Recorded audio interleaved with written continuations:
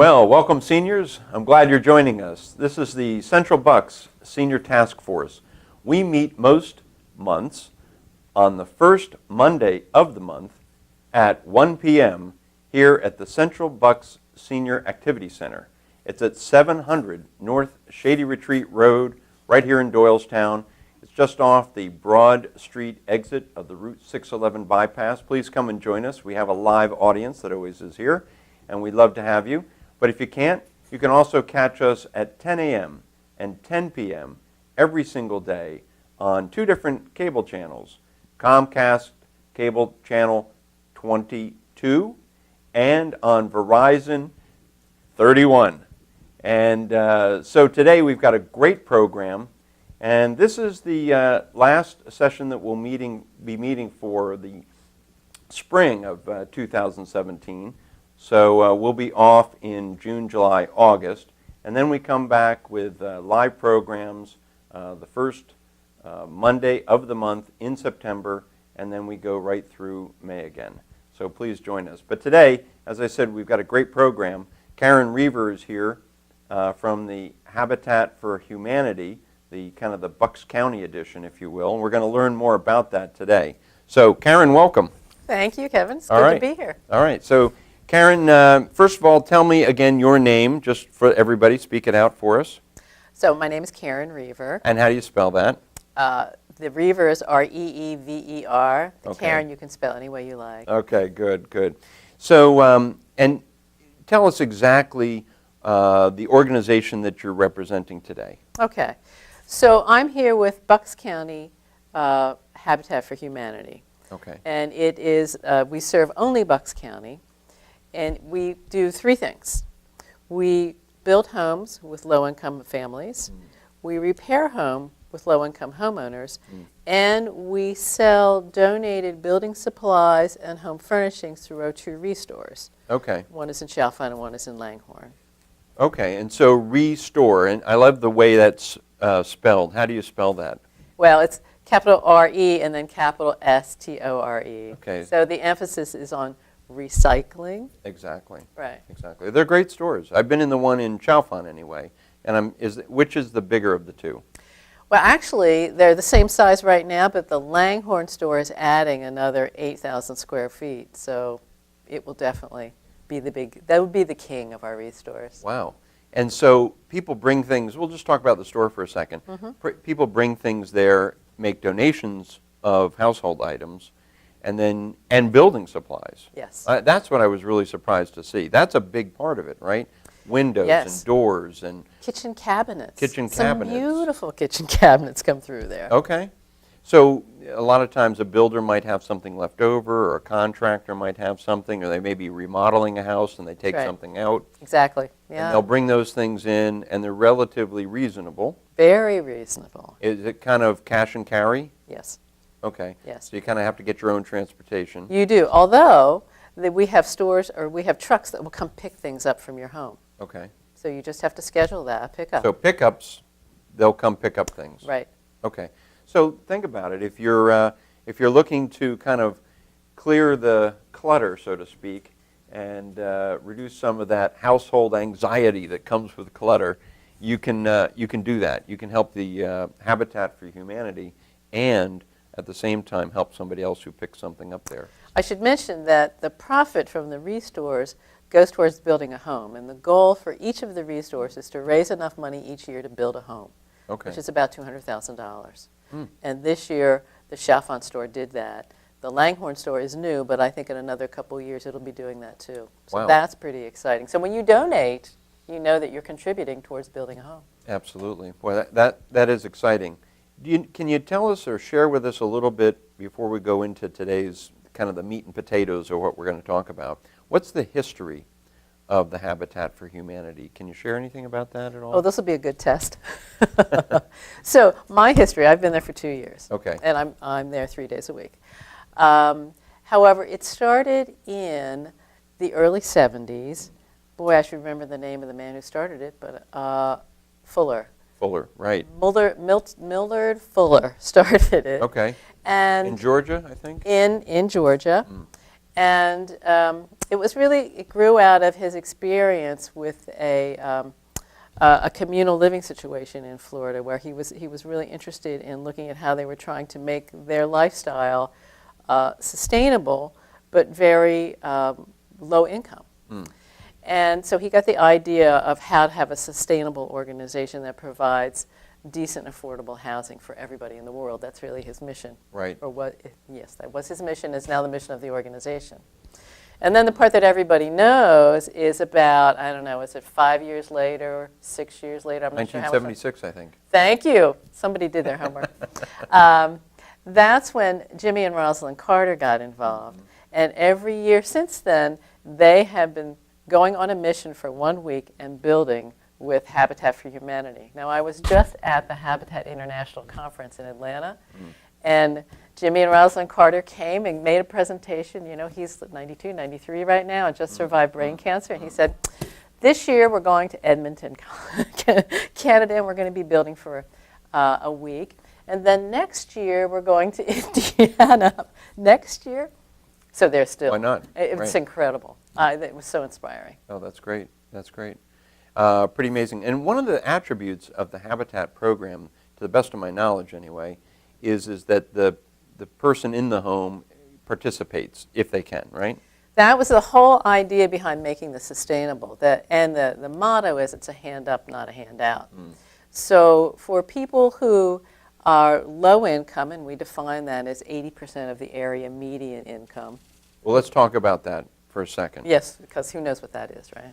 Yeah, let's talk about that. I mean, it's a good jumping off point, because when it says 80% of the median, so for a single person, a lot of our viewers will be singles or couples, because we have typically an older population that's interested in our programming. So what's the median income for like a single or a couple? Well, let me tell you what the 80% of the area median is for a single person, because that's the only one I know off the top of my head. Okay. It's $46,600. That's 80% of the area median. So we can serve with our home building program or our home repair program anybody who falls below that level. Okay. Now, so basically, I mean, just a round number, 45,000 even is a nice number. Right, there you go. That's a nice round number. Okay.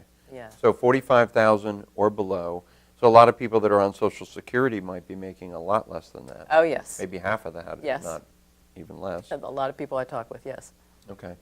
And so that means you qualify. And we're going to talk about the program in a second, but this is generally for people that own their home.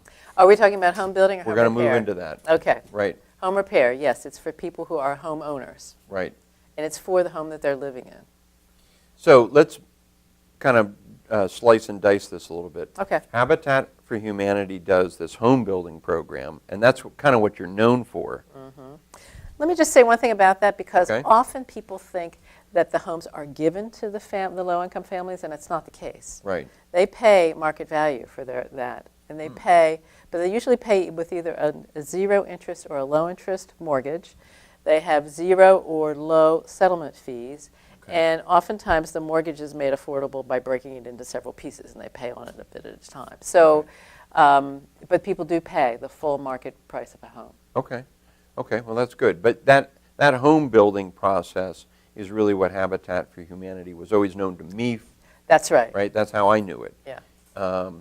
But when we started talking recently, you introduced a new concept, something that maybe our audience doesn't know about, which is kind of the remodel or the fix-it-up program.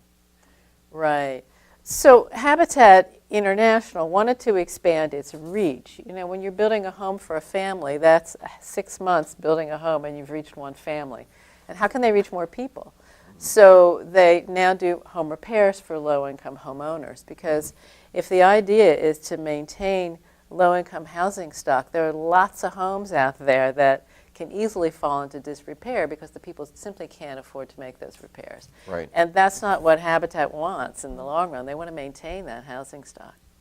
So the Habitat in Bucks County started in 2011 doing home repairs and only did exterior repairs up until last fall, Now we do interior as well as exterior repairs. Okay. And we focus on repairs that are related to the health and safety of the people who live in that home. Oh, that's good. So yeah, when you talk about it, in the big scheme of things, if the program started in the 70s and it's only within the last couple of years that you've been doing these other expanded programs, it's a new thing that we're learning about now. Yes. So that's great. And I notice your program's called A Brush with Kindness. Right. Okay, that's nice. I thought that was a great name. Yeah, painter's brush Yeah. or whatever, right? Yeah. So that's good. I love the tie-in there. But talk about the types of things that almost anybody should be thinking about or concerned about when they're living in their home, especially as they age. What are some of the things that people can do maybe for no cost or low cost? Because let's say they're not ready to go to Habitat yet. You know, this is kind of the entry-level issues we're looking at. What are some of the things that people can do that are low cost, no cost, and can maybe do themselves? Well, let me give the background, just because I have to do the sales pitch. Okay.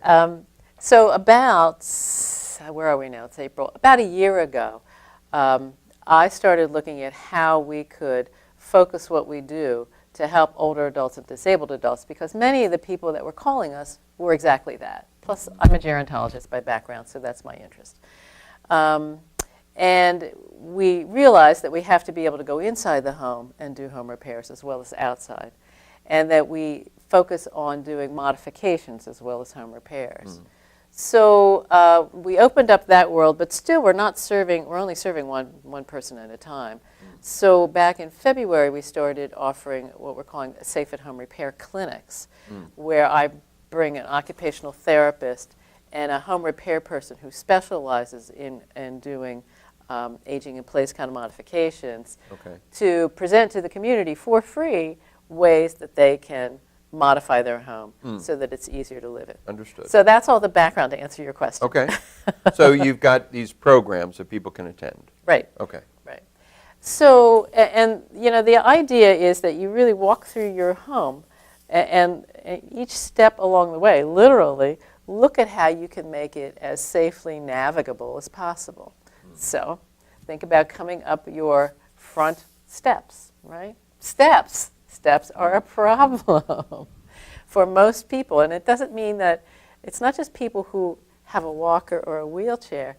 Think about the mom who's pushing a stroller, right? Or somebody who has an arthritic knee and just can't lift their leg as high. Really, having a house that has no steps, at least one no barrier entrance, is really important. And homes are not built that way. Tough in this area.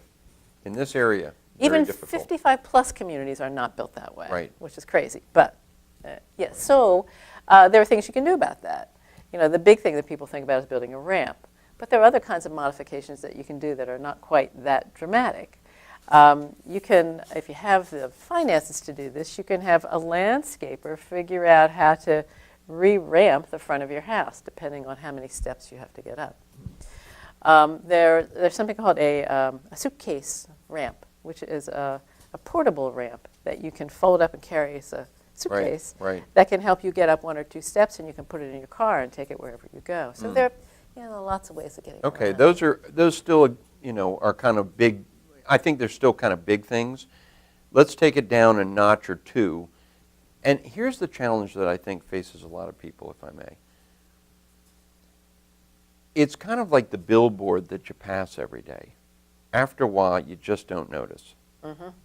So people live in their homes for 20, 30, 40, 50 years, and they've lived there for so long that they just don't see the obstacles. They maybe subconsciously do, and every once in a while they may be reminded if they kind of trip or catch themselves, or, oh my gosh, I don't have a light in that area. But a lot of times people are just in their environment. You know, there's a great saying that fish will be the last to discover water. Have you ever heard of that? I've never heard that. Yes, exactly. So you're in your environment, right? Yes. So it takes sometimes a set of fresh eyes. Yes. Right? Fresh eyes can see things like that. Right. Right? So how about for the Habitat program? Do you have anybody that goes to the home to do that? Well, we have a couple different ways of doing that. Our construction director is a very savvy guy. He's been doing this remodeling business for 40 years or so, and he goes out and does the original estimate, if you will. He looks at a job after people call and say what they would like to have done. Right. And he scopes out what's realistic, what isn't, what might be a top priority, what isn't, and something they might have missed. Now, something that we added just a few months ago is an occupational therapist who volunteers with us to go out and do home safety assessments if we feel like it needs that set of eyes. Now, that's a very experienced set of eyes that do exactly what the kind of thing that you're looking for. Right. And it was funny because when my wife was in a nursing home at the end of her life, but they would still bring in an occupational therapist. And I would always ask, what occupation is she going for now, And, but yet the occupation means what? When you say occupational therapy, because a lot of people don't know what that means, I'm not sure exactly where you're, to me it means being able to manage the work of your life. Yeah, so turning things on and off. The daily activities of your life. Lifting things, very lightweight or basically being able to ambulate, so all those types of things. So one of the simple things that you were asking about, simple things, if we continue with this idea of walking into your house and through your house, right. When you come to the front door, I mean, how many of you have a bench or a chair or something that you can sit your packages on so that you can open the door without, trying to do this? Right. I don't have that, and I really should. I didn't think about it until we started these safe-at-home repair clinics, and I went, oh, yeah. I should have a bench by my front door. Absolutely. I should Plus have a it's light. Welcoming, right? Well, that's true, it's too. It's like, hey, sit out and have a nice chat with somebody. I should have a light right over my door that goes on automatically, not one that I Right. have to turn on. Yes. Yeah. So there are lots of little things, and the occupational therapists are really good at these little, no-cost or low-cost things Right. to modify your home. So we talked about one time when you and I chatted, and we were having some other presentations about, throw rugs. That's like super low cost, no cost, right? So, getting rid of the throw rugs. Tripping hazards is what we're talking about. Okay. And what else are tripping hazards? Clutter. Clutter. Clutter is cords, huge. Yes. Right? Exposed cords. Exposed cords, exactly. Yeah. So, and people oftentimes even have door stops that kind of, they use a brick or they had a special thing that they used as a door stop, but now it becomes an impediment, right? So what we want to do is turn stumbling blocks into stepping stones. That's the idea, right? You're full of these little sayings here Hey, today. why not? Today I'm on a roll. But, okay, so let's just talk about, give us an example of a program you've done lately, like one of your more recent improvements that you've made. Okay, so again, we're going to talk about outside, and it's a big one. We haven't done a whole lot of small ones yet. Mm-hmm. So this is a lady who had some kind of a terrible reaction to medication about 10 years ago, had neurological damage from it, and now has to have a power wheelchair to get around. A neighbor friend built a ramp for her out of wood that was working really fine until it started to rot, and her gutters went and now drip down on this rotting ramp, and it's icy, and she has no money, or almost no money, let's put it that way. Very small, very low income. So we replaced the ramp. Okay.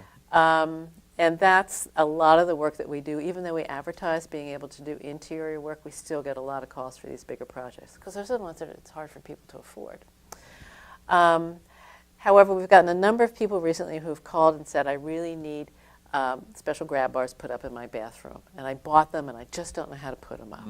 Because, I know I'm supposed to get them in the studs, but I don't know how to do that. I got ceramic tiles, and it gets complicated. It does. So we have a lot of calls for things like that seem relatively simple, but not so simple. Well, in a lot of cases, the homes were not built with the blocking that goes behind the wall, and even if they were, they didn't make a note of where it was. Right. And you're trying to tick, tick, tick. Right, exactly. Find it, right? Yeah. How about anything else in terms of like kitchens? What can we do in a kitchen that would be low cost, no cost, or something for safety? Give us some examples. I was just at a Safe at Home presentation on Saturday morning, and the occupational therapist and the interior design person was saying, it's really important to take all the things that you use a lot and put them at a reachable level. And I was thinking about that today as I was putting a pot way up, or I have to stand on my tiptoes thinking, I really need to change that. Right, And to use slide-out shelves, roll-out shelves, rather than having to bend over and reach back in there. Right. Lazy Susans I did that are with also my helpful. house. I put in all the pull-out. Very good. You should have a walk through your house. Come on. No, I That would made be my cool. whole house, aging in place, in its design. Yeah, And yeah. it was important to me. So those pull-out shelves in Lazy Susan, that cost a little money to get that and to install it, but just moving things around so that the things you use often are at a very convenient level is something that anybody can do. And that's one of those things that you probably just don't think about, Exactly. right, until somebody points it out to you. Having extra lighting on the task areas in the kitchen is really important.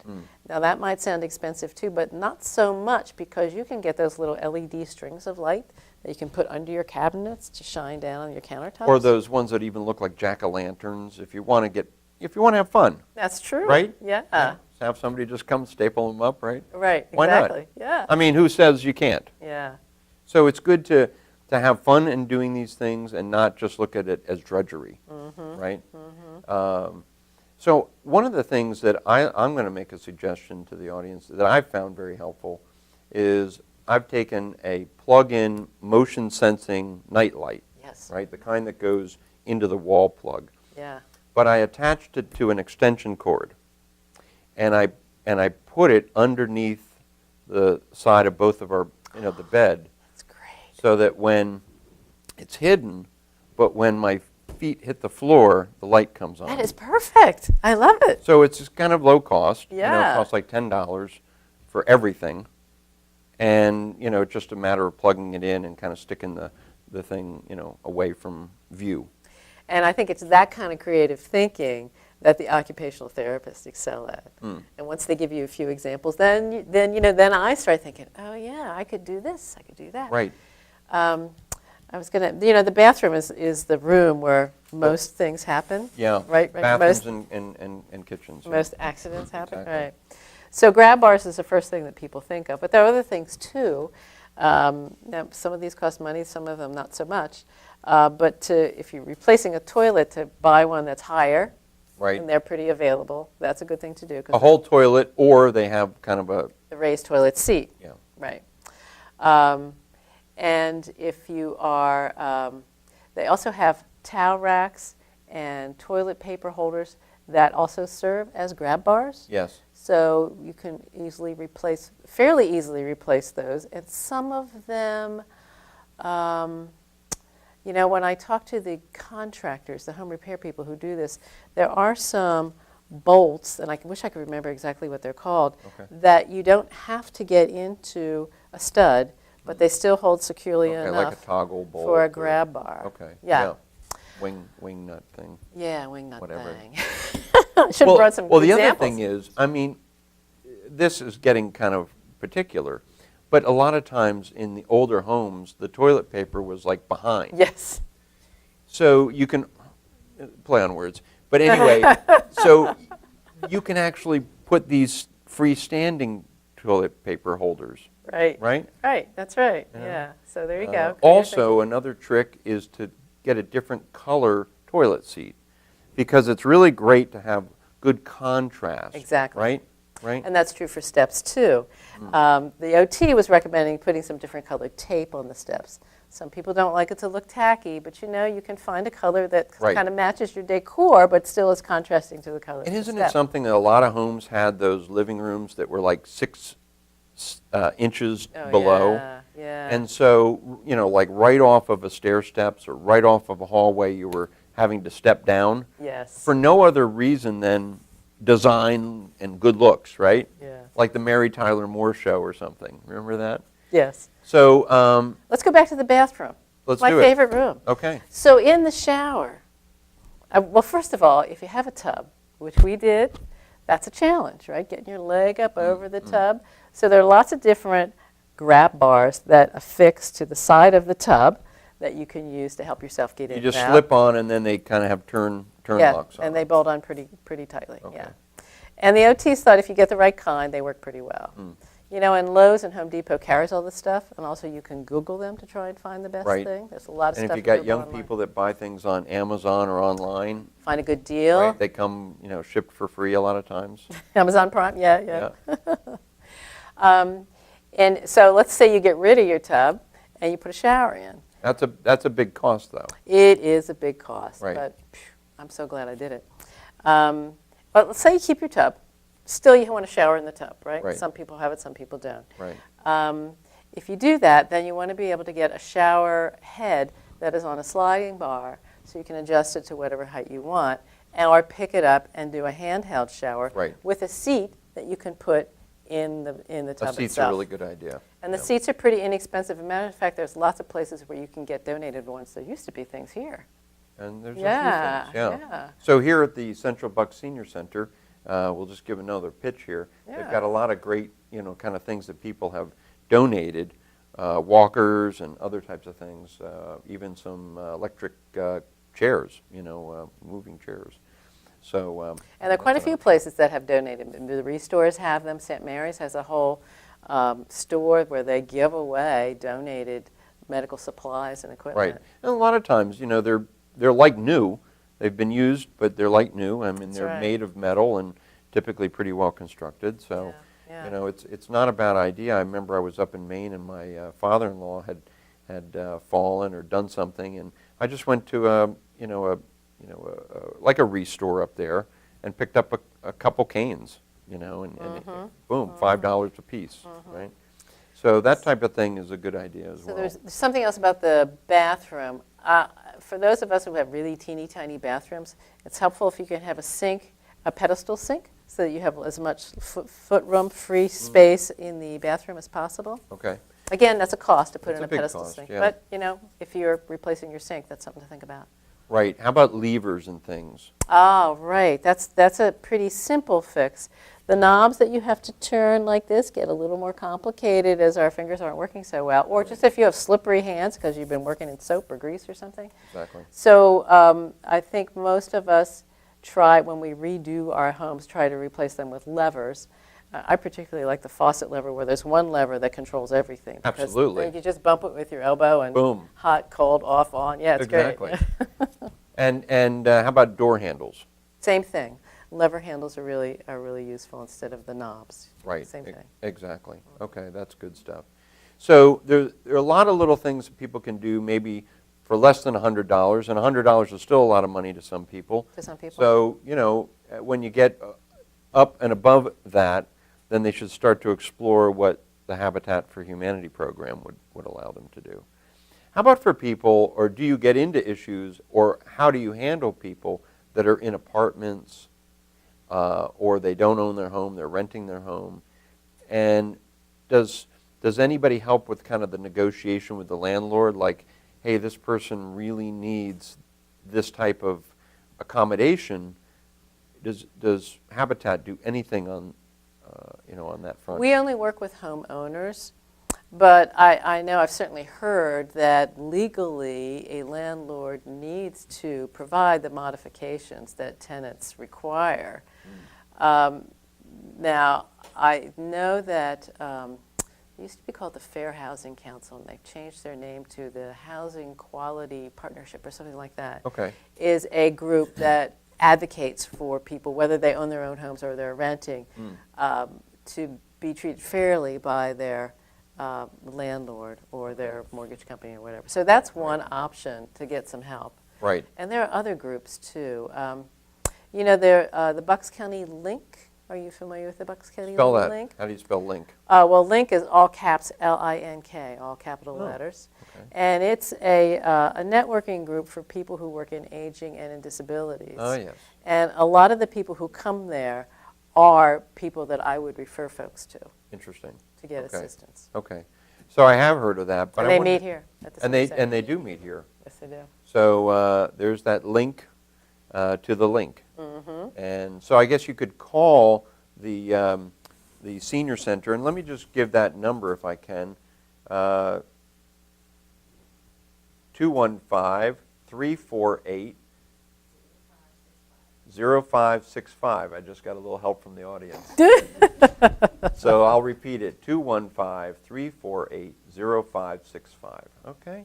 So definitely think about contacting them. In fact, think about coming out here during the week. They have great programs, including a low-cost meal that most people can afford, and they have all sorts of aerobic programs. They have table tennis. They have billiards. They have all sorts of great opportunities to engage in a social atmosphere right here in Doylestown.